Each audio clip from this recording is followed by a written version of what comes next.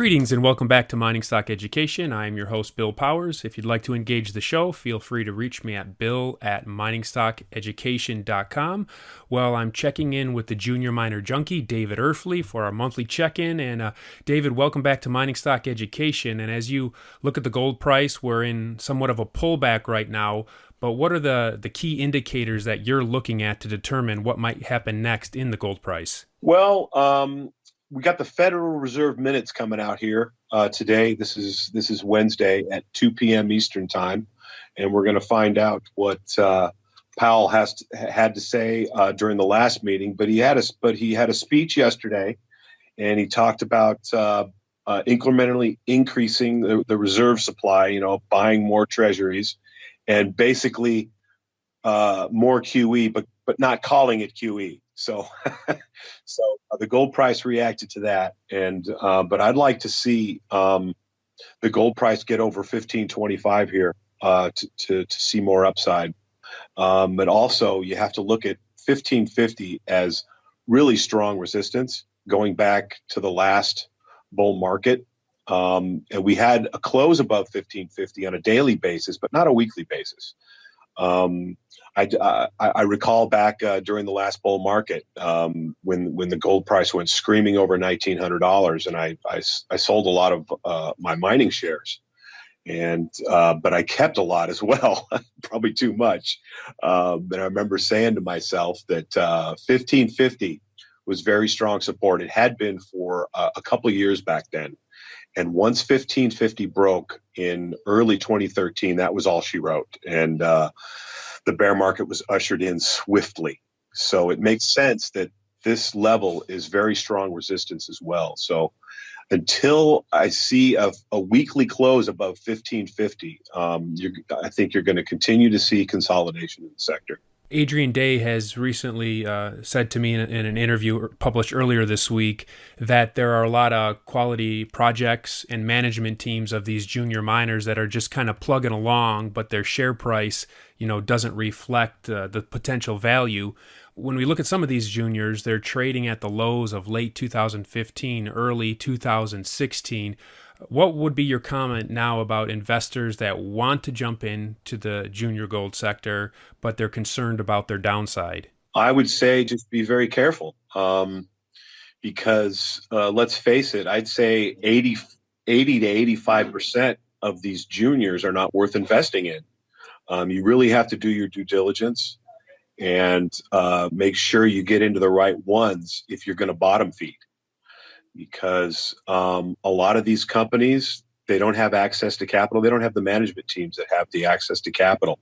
And the longer that they trudge along near their lows, they have to keep diluting to keep the lights on.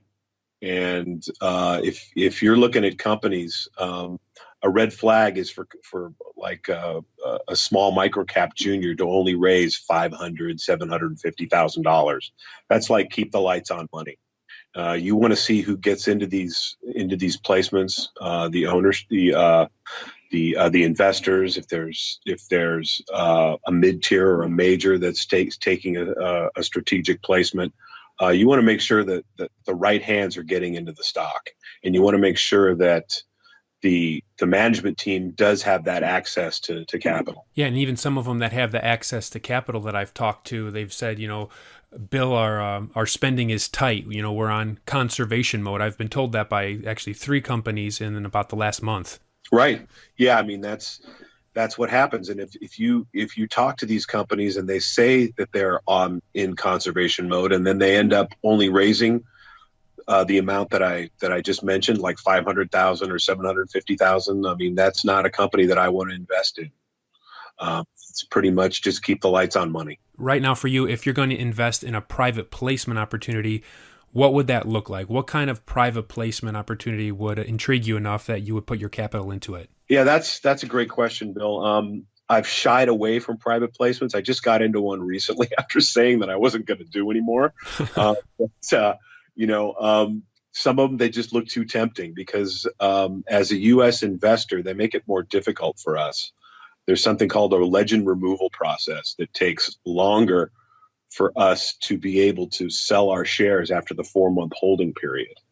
So if we get into a private placement that doesn't look like it's going to do well in the short to medium term, and we want to get out of those shares and keep the warrants, we have to wait till all the Canadians get out of their shares first. By the time that happens, we're not getting very much for our shares. So I'm not a person that generally likes to do that. When I invest in a private placement, I believe in the company, and I don't want to sell the shares after 4 months, but sometimes market situations dictate that I should. So, but as far as what I'm looking for in a private placement, I'm looking for a company that has a district scale size land package in a jurisdiction that is a top tier jurisdiction.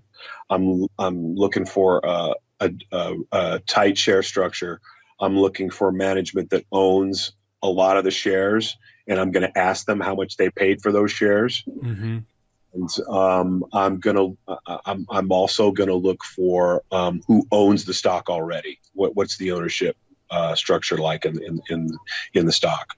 And also, it's going to have a full 2-year warrant, or I'm not going to do the private placement. Mm-hmm. I was recently talking to a CEO of a private exploration venture that wants to go public in the next few months, and just that question you brought up, Dave, I said they were proposing my shares at 50 cents, and I said, how much did you pay for your shares?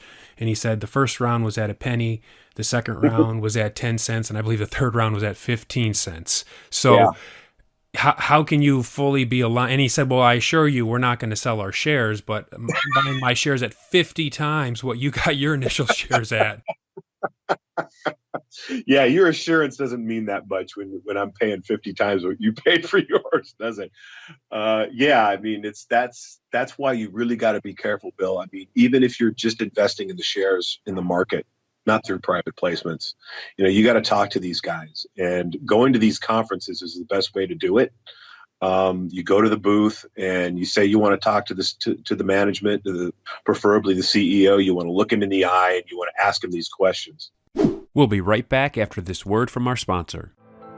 Orin Resources is a junior exploration company with the appetite of a major, focused on finding the next globally significant discovery to create enormous potential upside for shareholders. It's one of the most aggressive exploration companies pursuing high-grade, scalable gold and copper deposits, and has a premier 7-project portfolio, including its 2 flagships, Committee Bay in the Arctic and Sombrero in Peru. With Orin's unparalleled technical team and highly experienced management with a history of success in advancing and monetizing exploration assets, Orin has been called one of the best in the junior exploration sector. Orin trades on the TSX and NYSE under the ticker AUG. To learn more, go to OrinResources.com. That's AURYN Resources.com.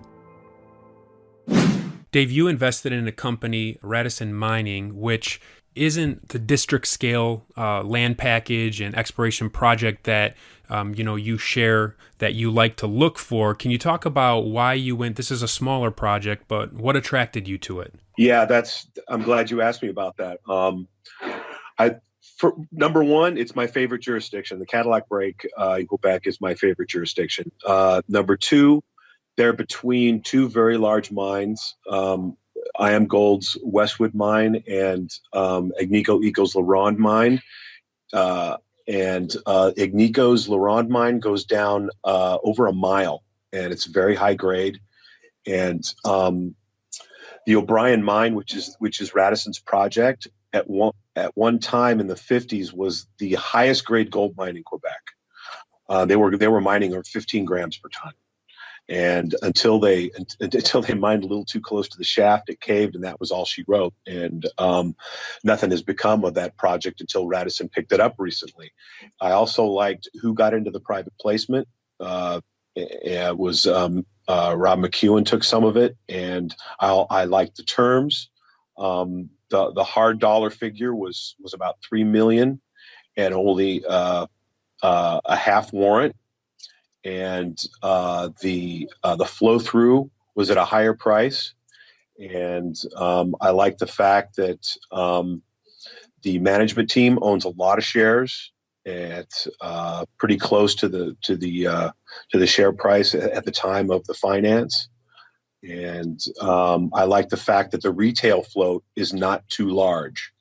So I usually don't like the share float to be as large as Radisson's is, which is just over 150 million shares at in an early stage project. But they have really strong ownership, and there's not a lot of retail float in that share structure. And they have a 300,000 ounce gold resource right now. Right, exactly. That's another good point. And that cutoff grade on that resource is over 7 grams per ton. So the project has not been drilled below 550 meters. They're in the process of drilling 20,000 meters right now. They're going to be having some drill results coming out any day now, and the drill results are going to be steady through Q1, which is when this sector begins to heat up. So all of those factors made me say, okay, this is one I could take a chance on. And by take a chance on, understand that this is a very high risk speculation. So I don't put any more than 2% of my investment capital into a high risk junior, which is an early stage exploration project. Dave, I've been getting a couple emails about K92 Mining, which has been one of the best performing shares in the last 6 months. What are your thoughts on K92 Mining? Initially, I wasn't interested in the project because Barrick had divested it, and I was a little leery of the jurisdiction. But I did watch it out of the corner of my eye, and they've done a fantastic job of turning this mine around. And they've had some recent jurisdictional problems, but their Q3 that just came out pretty much alleviated those problems, and the stock is going back up. So I wouldn't invest in it now because I look at it as a train that has already left the station. So I know there's a lot of trains that are still sitting on the platform that I'd rather invest in. And but I think whoever holds shares, I wouldn't be selling. What about, could it become a Kirkland Lake or a West Dome, though, where people see it leave the station, as you said, but then it just keeps rising for the next 18 months? Oh, absolutely. That's why I said that if I own shares, I wouldn't sell them. But okay. I'm just not a person that likes to chase price. Dave, over the last month, you've been at Beaver Creek. You did the Denver.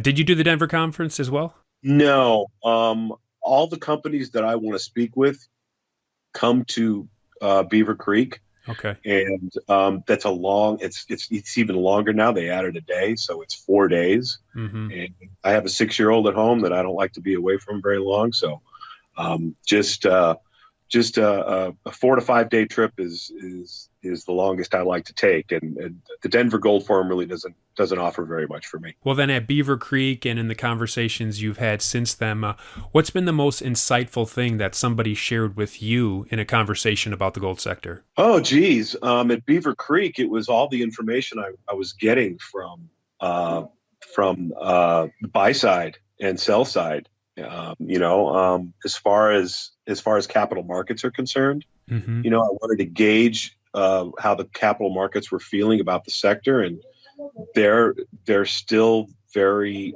cautious about this move, and understandably so.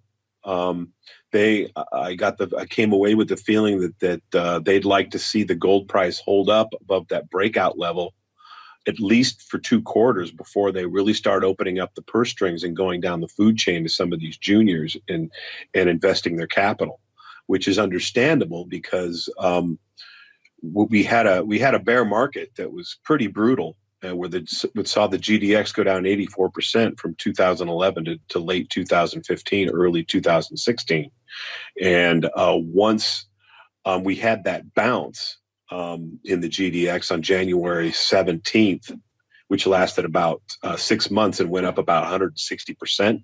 The capital markets got a little over enthused and were pretty much financing everything, and they got burned.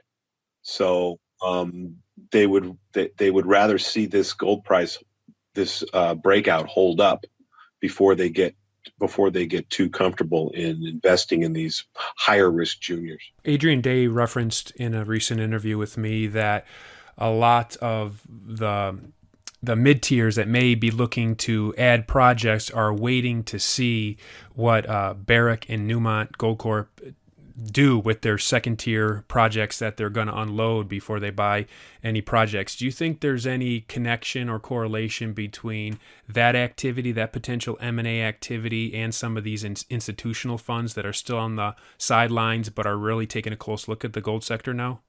Oh, sure. Yeah, I think it's very interesting. I'm glad you brought that up. When you see the two largest gold miners in the world speak about divesting projects, while you have Australian miners coming over to North America and buying projects, adding projects, and now you have South African PGM miners coming over to North America and buying PGM mines.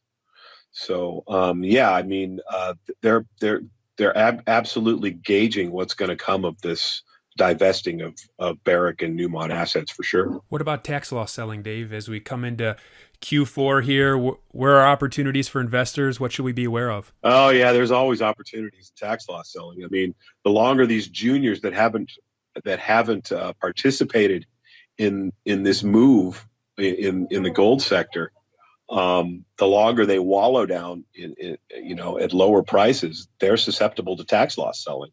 So the underperformers, the precious metal underperformers are susceptible to tax loss selling, but mostly base metal plays, especially copper and zinc juniors, they're going to be very susceptible to tax loss selling. And as a matter of fact, I think most of their tax loss selling has probably already taken place. If I'm a precious metals, if I'm a junior investor into these high risk companies, and the gold price was going from the 1350 area to the 1550 area, and I got these base metal plays that I'm sitting on that aren't going anywhere, and I don't think they're going to go anywhere because this trade war looks like it's never going to end. I'm selling for tax loss in July and August and September. So I think a lot of that tax loss selling has already taken place in some of these base metal plays and uranium plays also. And uranium juniors tend to bottom in November. You take a look at a lot of these uranium juniors, they tend to bottom in November. So that might be an opportunity for some people who have very high risk tolerance and have a long-term view of holding uranium stocks, because those can be especially volatile and especially risky, because if there's a nuclear accident anywhere on the planet, they're going to get hit hard. So that's a sector that requires a much stronger stomach. So in the last 2 years, I've observed you've been in and out of uranium juniors. You do have a uranium junior on your watch list now. So is that a possibility for you next month then? That is a possibility. Yeah, you mentioned my watch list. I have a watch list of 20 companies that I like to follow just in case I want to sell something in my portfolio and replace it. I have a watch list of vetted companies that I've already done a lot of research on, that I feel that would be good speculations at a particular price. David's website is JuniorMinerJunky.com. Dave, is your subscription service, which is limited to 250 people, is that completely filled up right now? Yes, it's filled up right now, but I'm beginning to get some cancellations. So I'll be announcing some openings here pretty soon. I like to wait till I get at least 5 to 10 openings before I send out an email to people on a watch list. I do have a watch list. So if you go to my website and you click on the subscribe tab, there's a waiting list that you can sign up to. And there's about 25 people on it now. And what I will do is I will send out an email to everybody on the waiting list, and it'll be a first come, first served basis if you'd like to subscribe. Excellent. The website again is Junior Miner Junky. Miner is spelled with an E and Junky is spelled with a Y. Dave, as always, I appreciate your insights. Thanks for joining me. Always great to talk to you, Bill. Thanks for having me. Otis Gold Corp is a gold development and exploration company with quality projects in the pro-mining state of Idaho. Otis's flagship Kilgore project has a resource of 961,000 gold ounces, and its recently published preliminary economic assessment demonstrated an impressive post-tax IRR of 53% at $1,500 gold. In addition to the significant expansion potential at Kilgore, Otis is exploring its highly prospective Oakley project. This Carlin-type gold deposit already has an inferred resource and previous near-surface drilling intersected 123 meters of 0.69 grams per ton gold. Otis Gold Corp trades in New York under the ticker OGLDF and in Toronto under the ticker OOO. That's triple O. To learn more, go to otisgold.com. That's otisgold.com.